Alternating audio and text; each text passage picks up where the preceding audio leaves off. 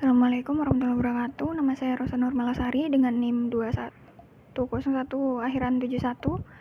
Di sini saya akan membicarakan hasil rangkuman saya mengenai artikel yang berjudul Membincang Banyuwangi sebagai The Digital Society Potensi Sastra Lokal dalam Arena Global yang ditulis oleh Ibu Irana Astuti-Ningsih, SSMA.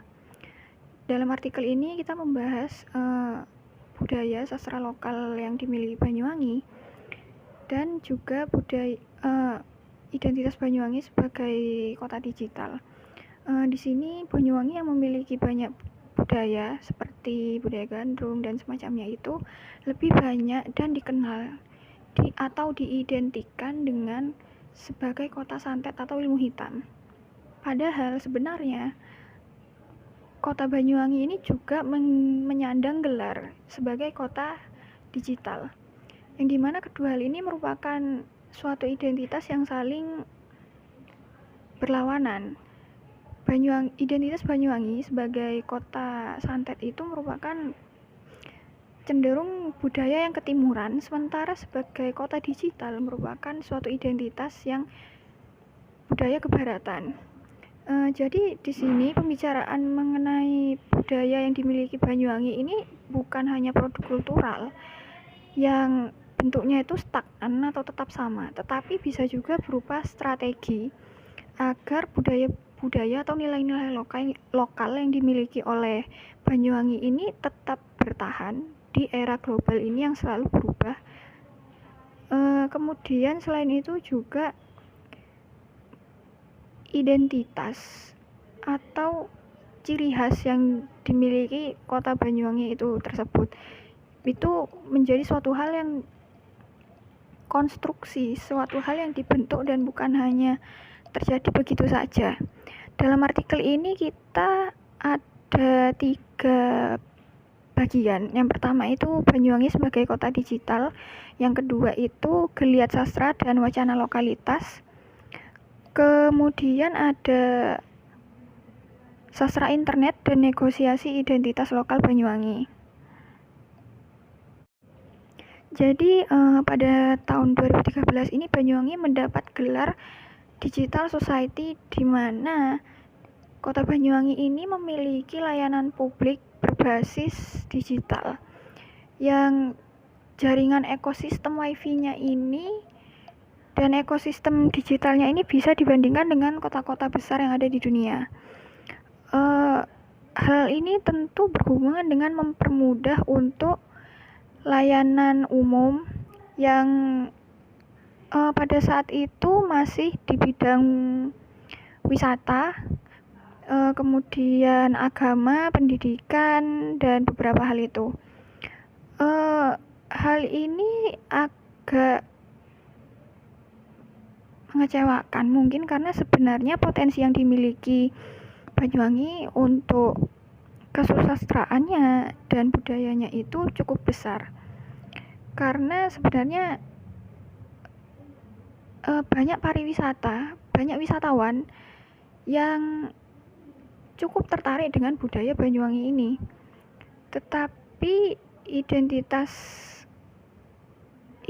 Banyuwangi sebagai kota digital ini hanya dipergunakan untuk agar masyarakatnya itu lebih melek teknologi, tetapi masih belum digunakan untuk sebagai melek sastra juga.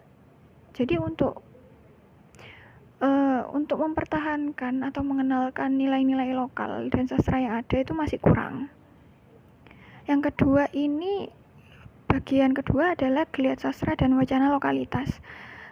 Perkembangan sastra di Banyuwangi ini bisa dibilang dimulai sejak tahun 1960, di mana pada awalnya itu cukup banyak penyair yang bermunculan yang seperti Andang, J.Y. dan Hasnan itu.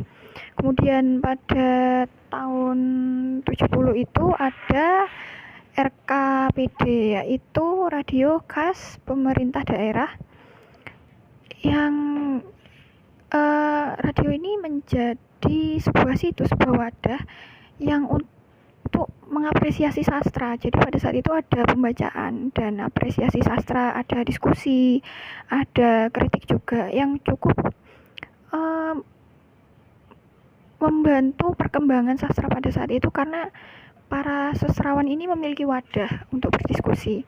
Tahun 80-an ini mulai bertambah muncul banyak penyair yang mempublikasikan karya sastranya tidak hanya di radio tapi di media massa juga. Kemudian ada satu lagi radio swasta, kalau tidak salah Radio Sastra Mandala, yang juga punya program untuk melakukan apresiasi sastra tersebut. Tahun 90 nih semakin banyak lagi, banyak penyair muda. Selain itu terdapat pempublisan majalah, buletin, dan antologi puisi. Beberapa sastrawan juga berusaha menampilkan kesadaran lokal, sembari juga menghubungkan dengan budaya luar atau budaya barat. Berdasarkan hal tadi, potensi kesusastraan Banyuwangi bisa dipertimbangkan untuk program identitas Kota Banyuwangi sebagai digital society. Jadi masyarakat Banyuwangi ini tidak hanya melek sastra, tetapi juga bisa tidak hanya melek teknologi, tapi juga bisa melek sastra, sehingga sastra ini bisa mendapatkan ruang di era globalisasi. Selanjutnya ada sastra internet dan negosiasi identitas lokal Banyuwangi. Sastra internet ini bisa diartikan sebagai segala bentuk kesastraan yang diciptakan dan dipastikan oleh media komputer dan difasilitasi oleh media komputer. Sastra cyber ini bisa berupa, yang pertama itu semua teks yang ada di internet, yang kedua itu teks kesusastraan yang diproduksi atau ditulis oleh non-profesional, yang ketiga ada hypertext dan cybertext. Sastra cyber ini memungkinkan terjadinya interaksi langsung antara pembaca dan penulis, sehingga pembaca ini bisa mengkritik secara langsung tulisan atau teks yang oleh penulis, sehingga hubungan antara keduanya ini bersifat demokratis dan setara. Hal ini tidak terlepas dari sifat internet, karakteristik internet antara yang memungkinkan siapapun itu bisa terlibat aktif dan langsung dalam proses kreatif. Jadi kekuatan media ini memungkinkan audiens untuk ikut terlibat dalam proses kreatif tersebut. Sehingga posisi internet ini tidak bisa lepas dari proses kreatif. Jadi jika media digital itu dipandang sebagai suatu wadah atau suatu perantara bagi identitas lokal itu berkontestasi, maka proses negosiasi identitas lokal atau strategi upaya bagi nilai-nilai lokal itu bertahan, terutama bagi kesusastraan, itu tentu bisa lebih mudah. Sehingga resistensi terhadap postkolonialisme itu tidak harus dipahami sebagai tindakan penolakan total terhadap budaya barat atau perubahan. Jadi kita ini bisa melihatnya sebagai suatu strategi untuk budaya atau nilai-nilai lokal ini bertahan di era global ini.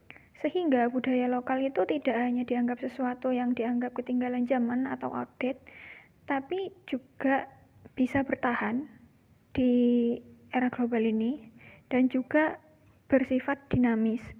Jadi meskipun saat ini kesadaran lokal dan global itu bisa dibilang masih dianggap kurang, tetapi kedepannya diharapkan nilai-nilai filosofis budaya lokal itu bisa terus bisa dinegosiasi kelokalannya sebagai suatu strategi di era global.